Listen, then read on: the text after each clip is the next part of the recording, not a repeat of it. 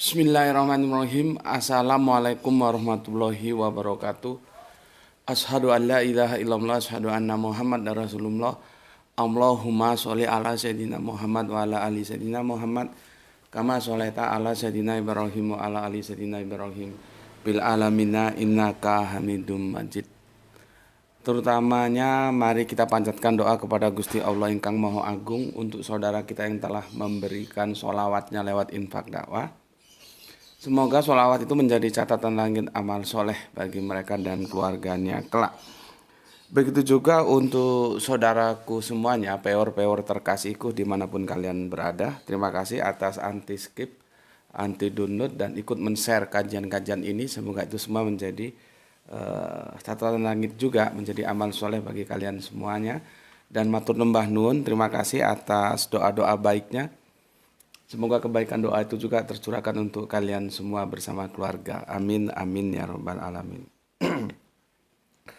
Alhamdulillah di ba'da subuh yang ceria ini kita kembali bersua dalam Mampir Ngombe. Sebuah kajian yang dikemas secara ringan-ringan saja, sesingkat mungkin ya. Karena ini juga bukan menu utama, merupakan menu tambahan ya untuk kajian kita yang utama di senja nanti ya. Jadi anggap saja ini ekstra puding. Walaupun demikian bukan berarti itu tidak penting. Itu menjadi penting karena kajian-kajianku itu tidak ada yang lepas sama sekali. Di antaranya itu saling terkait gitu ya. Bisa saja penjelasan untuk kajian di menu utama itu guidingnya ada di Mampir Ngombe kali ini. Oke, sebelumnya aku sangat tidak puas dengan komentar-komentar yang masuk ketika kita membahas tentang ketaatan kepada Allah, Nabi dan Ulil Amri ya. Itu di seri pertama, itu komennya itu aku kadang-kadang lihat kalian itu goblok apa bodoh atau gimana gitu ya.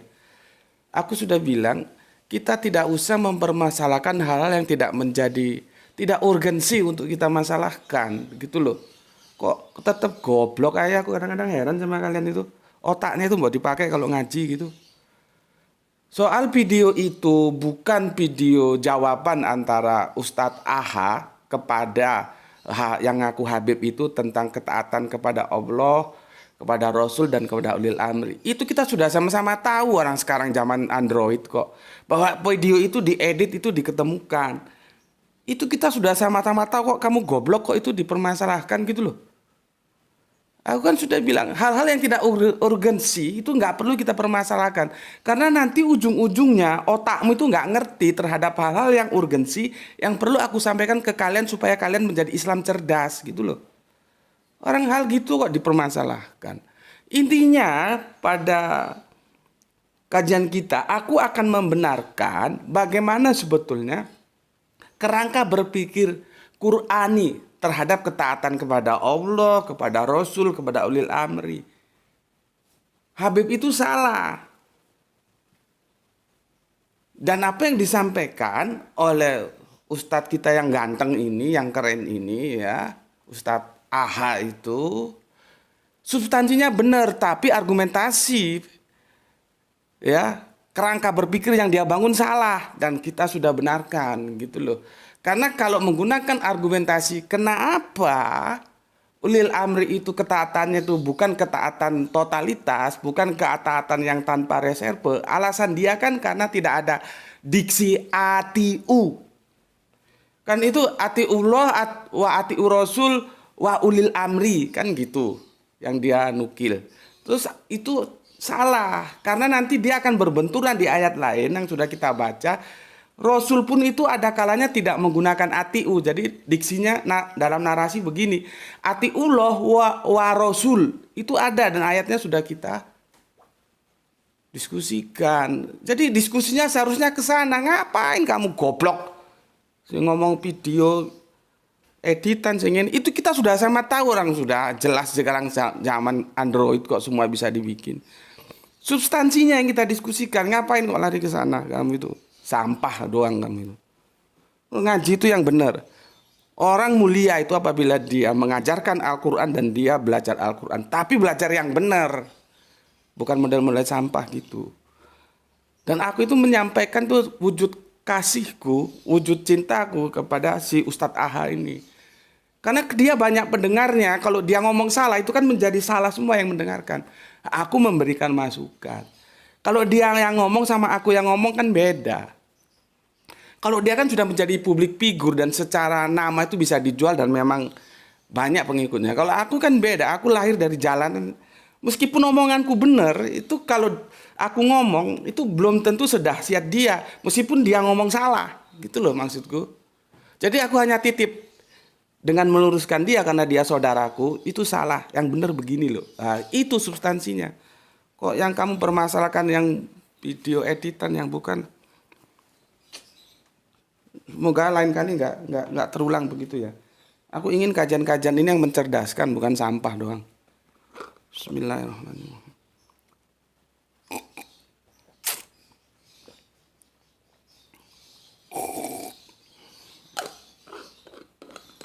Tisu. Mana tisu? Jadi kalau ngaji itu yang benar.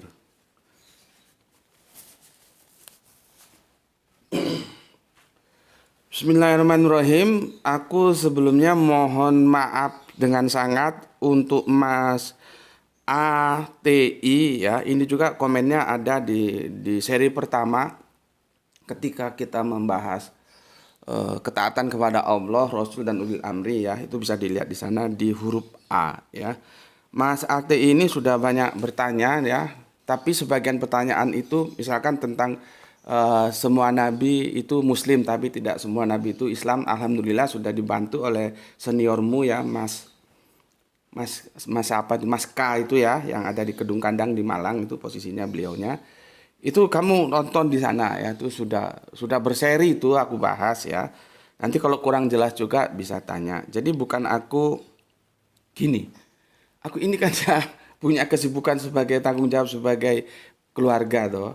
Ya. Jadi makanya kalau tidak ada yang disinggung itu bukan berarti aku tidak membaca dari komen-komenmu, tidak. Aku harus membagi waktu dan tidak mungkin aku membaca semua komen yang masuk, berapa waktu yang harus aku butuhkan gitu ya. Makanya aku komen itu aku lihat, aku pilih mana yang paling urgen gitu ya. Makanya kalau ada anjing-anjing komen itu ada sudah. Paling aku baca namanya kan kita sudah tahu kalau anjing ini ya paling ngomongannya begitu dilewati aja. Karena yang berbobot begini aja belum tentu aku bisa punya waktu untuk membacanya, apalagi yang komen-komen sampah gitu ya. Nah ini untuk Mas ATI, aku mohon maaf kalau misalkan terlalu lama menunggu dan ada beberapa yang tidak aku jawab.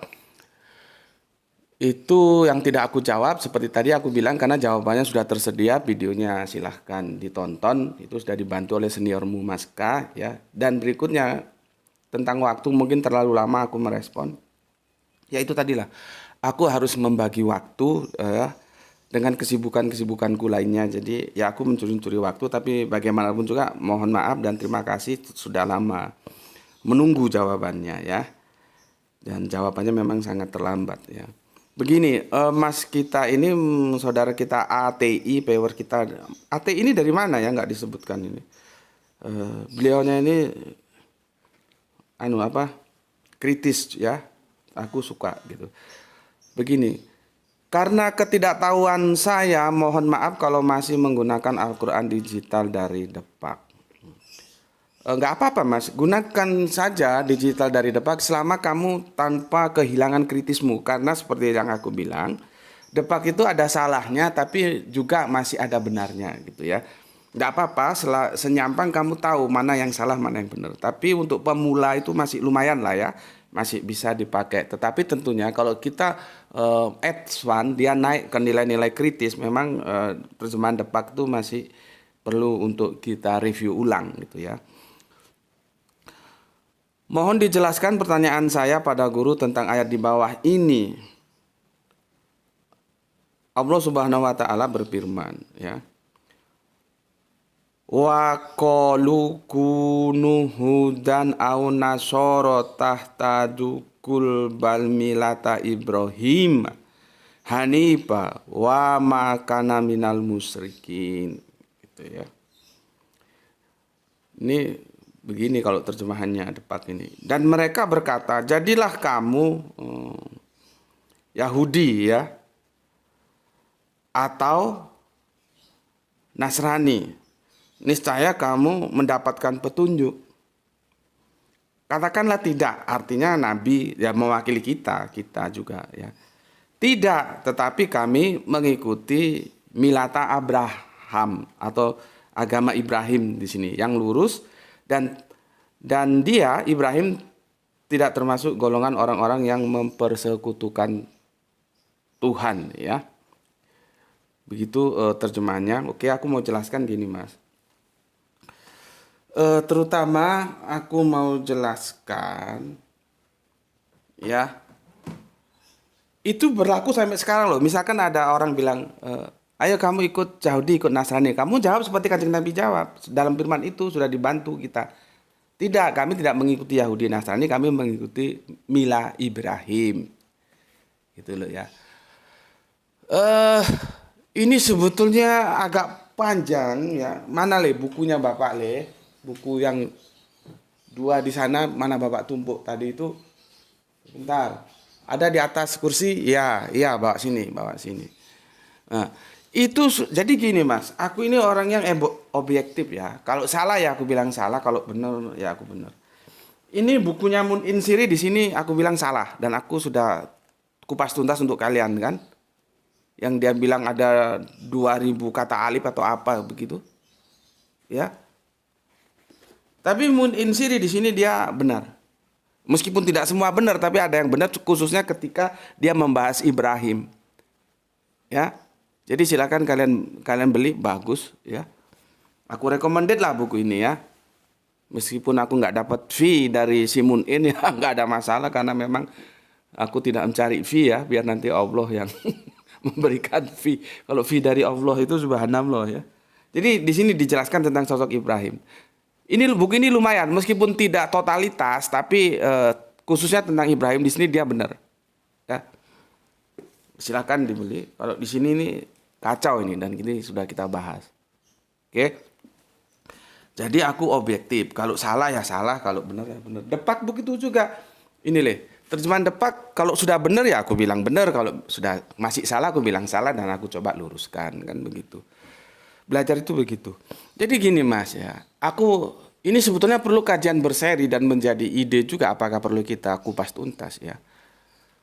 Jadi begini, sosok Ibrahim atau Abraham itu dikenal sebagai fundamental ketauhidan. Tapi bukan berarti Nabi Adam atau nabi-nabi sebelumnya tidak tauhid, bukan begitu ya.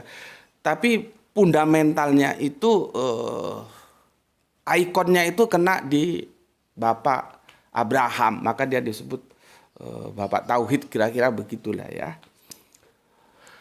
Dia menjadi rebutan dari 3 Abrahamic faith, menjadi rebutan Yahudi, menjadi rebutan Nasrani, menjadi rebutan Islam. Kan aku sudah pernah bilang bagaimana sosok Abraham ini begitu disungkani, begitu diagungkan, begitu ditempatkan pada posisi khusus. Kita kalau sholat aja bersolawat kepada Bapak Abraham. Makanya Kristen-Kristen itu juga perlu tahu, kami itu bersolawat tidak hanya kepada Kanjeng Nabi Muhammad loh. Kami setiap akhir sholat, kami itu bersolawat juga kepada Bapak Abraham. Cuman kan Kristen-Kristen ini jarang lah yang tahu itu. Jadi dia maunya menyerang Islam dari sudut sholawat, dia sendiri sholawat kagak ngerti. Kan jadi repot untuk menjelaskannya. Ya, karena memang maunya seruduk babi aja, maunya pokoknya dia menyerang seperti babi itu loh. Nggak tahu permasalahannya, main seruduk aja gitu. Jadi kita bersolawat juga kepada Bapak Abraham atau Nabi Ibrahim ya. Selanjutnya aku perlu jelaskan, semua perlu ketokohan Bapak Abraham dalam menyusun rivalitas. Jadi kita tidak usah malu-malu lah. Di antara anak-anak Ibrahim, di antara anak-anak Abraham, itu terjadi rivalitas Mas. Rivalitas Yahudi terhadap Nasrani, rivalitas Nasrani terhadap Islam. Karena Islam paling akhir nanti kita bisa lihat sosoknya itu di Yatsrib yang kemudian menjadi Madinah itu, maka di sana ayat-ayat tentang ahli kitab muncul, bukan di Makkah. Di Makkah mereka tidak signifikan komunitas ahli kitab itu. Di sanalah ada Yahudi, di sanalah ada Nasrani. Rivalitasnya tajam banget. Kanjeng Nabi perlu melahirkan sosok Bapak Abraham. Kanjeng Nabi berpikir, wah ini kalau begini, ya Ibrahim dalam versi kita, Bapak Abraham dalam versi mereka itu perlu dihadirkan. Maka Allah turunkan penjelasannya tentang siapa itu Bapak Abraham atau yang kita kenal Kanjeng Nabi Ibrahim. Jadi Islam itu menghadapi dua rivalitas sekaligus, ya, yang biasanya kita sebut ahli kitab gitu ya. Itu dalam ahli kitab itu ada dua, komunitas Yahudi dan Nasrani. Kalau Yahudi itu nanti ketemu dengan Nasrani, Nasrani masih mending, dia hanya berhadapan dengan satu rivalitas, siapa? Ya Yahudi doang. Makanya kan abrogasinya seharusnya jalan, abrogasinya nggak jalan. Yang Yahudi tidak mau jadi Nasrani, yang Nasrani tidak mau jadi Islam. Yahudi berhenti di Yahudi, Nasrani berhenti di Nasrani, tidak mau ke Islam. Jadi Nasrani itu mengulangi apa yang dilakukan Yahudi. Sampai detik ini Yahudi itu, Israel itu tetap Yahudi, tidak mau mereka Nasrani. Seharusnya kan dari Mirata Abraham itu menjadi Yahudi, jadi Yahudi menjadi Nasrani, dari Nasrani menjadi Islam. Begitu abrogasinya seharusnya. Karena nabi-nabi ini menyampaikan semangat yang satu, yaitu tauhid. Nah, tokohnya itu Bapak Abraham. Dan kalau kita lihat di Injil Yohanes, makanya kan itu para pendeta-pendeta, para romo-romo lah ya, para orang-orang sekolah yang sudah tamat sekolah teologi, itu kan agak sulit juga untuk menjelaskan ya bagaimana ya Yesus mengatakan sebelum Abraham ada aku sudah ada, itu gimana? Akhirnya kan dilarikan ke praeksistensi. Lah kalau praeksistensi seharusnya diadunya juga pada waktu praeksistensi.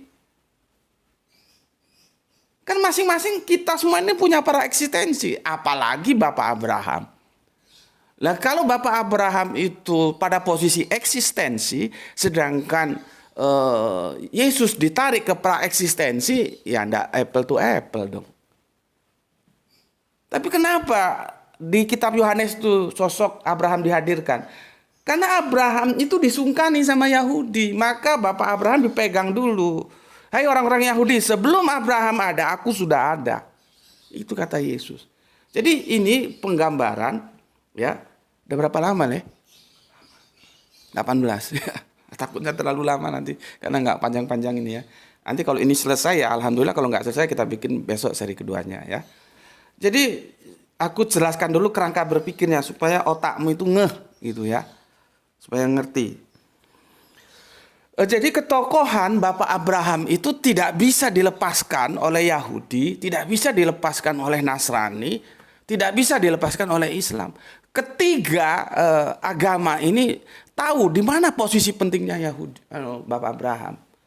Kalau di teman-teman kita disebut yang di mana mereka menjadi saudara tua kita disebut Bapak orang beriman. Kalau di Islam sampai mendapat gelar Khalilullah.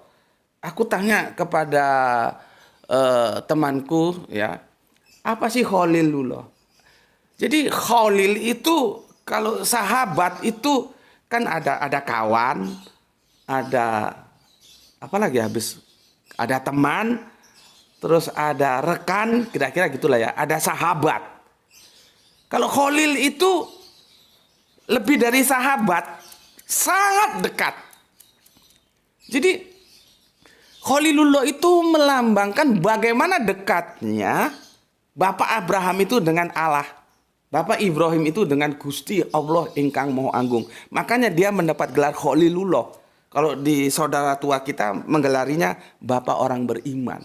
Ya. Jadi dari sini kita tahu betapa pentingnya posisi Bapak Abraham atau Ibrahim. Ya. Sampai-sampai Yesus perlu menghadirkan Bapak Ibrahim atau Bapak Abraham, mereka bilang begitu, untuk menghadapi Yahudi-Yahudi yang tegar tengkuk, tidak mau menerima. Mereka kan sampai sekarang tidak mau menerima Nasrani. Begitu juga ketika Kanjeng Nabi Muhammad. Sebetulnya Kanjeng Nabi Muhammad itu besar harapan ketika beliaunya mau Isra, ya, mau Isra kemana? Ke Yatsrib, belum Madinah loh ya, masih Yatsrib. Kan Isra itu berjalan malam tuh, ya. Aku sudah jelaskan. Jadi jangan kamu lagi setelah ngaji aku kamu Isra itu Masjidil Haram, Masjidil Aqsa yang ada di Palestina itu naik mi'raj ke atas langit. Aduh. Mau sampai mampus kita nggak bisa memasteri kalau begitu caranya. Jadi Isra itu natural gitu loh. Perjalanan dari apa? Menghindari tujuan yang dilakukan oleh Arab-Arab jelebo yang mau membunuh Kanjeng Nabi itu, maka diperintahkan Isra, ya, berjalan malam menuju mana? Yatsrib pada saat itu. Kemudian kita kenal dengan namanya itu hijrah sebagai gerakannya, dan Isra itu strateginya, caranya dengan berjalan malam. Ya, sebentar aku minum dulu. Belum 30 kan? 21, bismillahirrahmanirrahim.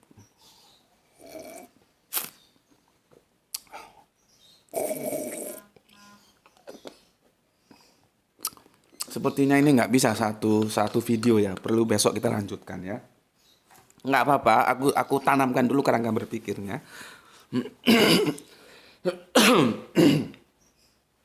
Sebetulnya Kanjeng Nabi itu menaruh harapan terhadap ahli kitab yang ada di Yatsrib sana.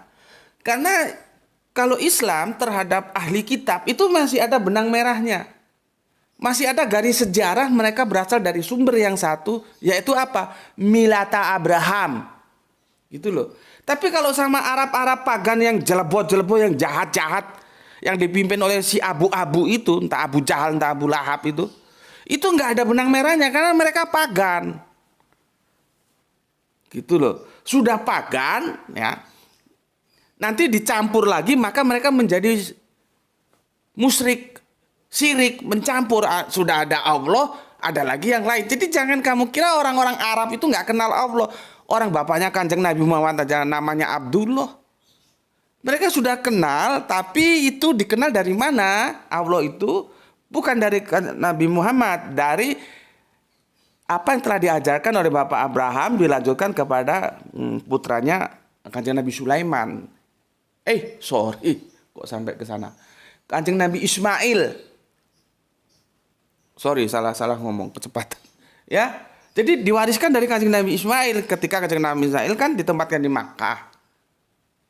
Ya, itu masih terwariskan. Makanya sebelum Kanjeng Nabi Muhammad lahir, mereka itu sudah mengenal yang namanya Allah. Cuman salahnya mereka antara pagan dan ketauhidan yang dibawa oleh Bapak atau Kanjeng Nabi Ismail ini sudah bercampur mereka. Di samping ada juga yang memang dari sononya sudah pagan, gitu loh. Nah, jadinya ini sulit dihadapi, makanya Kanjeng Nabi berharap semoga saja ahli kitab yang ada di Yatsrib sana memberikan sambutan. Karena apa? Masih ada benang merah sejarahnya dari Bapak Abraham. Begitu loh. Tetapi ternyata tidak. Ternyata di sana Yahudi dan Nasrani justru menjadi rivalitas. Makanya turunnya ayat-ayat tentang ahli kitab itu di sana gitu. Ya. Oke. Untuk Mas Sopo gue mau ya, nggak bisa ini untuk satu besok kita lanjutkan ya. Nanti kalau terlalu panjang aku diprotes lagi nanti. Karena kajian mampir ngombe ini memang singkat-singkat saja ya.